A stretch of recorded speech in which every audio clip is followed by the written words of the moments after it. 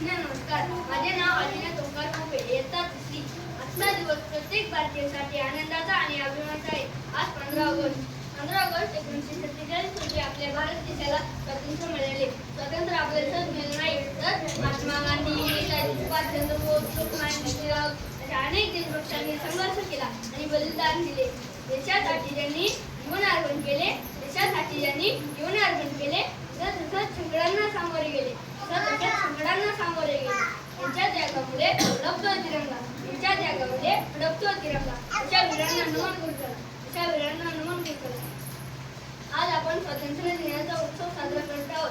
पण मित्रांनो, स्वातंत्र्य म्हणजे फक्त आनंद साजरा करणे नाही, तर देशाप्रती आपली जबाबदारी ओळखणे महत्त्वाचे आहे. विद्यार्थी म्हणून आपण देशासाठी काय करू शकतो? मन लावून अभ्यास करू शकतो, शिस्त पाळू शकतो, स्वच्छता ठेवू शकतो, पर्यावरणाचे रक्षण करू शकतो, पाणी आणि वीज वाचवू शकतो, सर्व धर्म आणि सर्व नागरिकांचा आदर करू शकतो आणि सर्वात महत्त्वाचे म्हणजे एक चांगला नागरिक बनू शकतो. कारण आजचा विद्यार्थी म्हणजे उद्याचा भारत. मित्रांनो, आज भारत शेती, विज्ञान, तंत्रज्ञान अशा वेगवेगळ्या क्षेत्रात प्रगती करत आहे.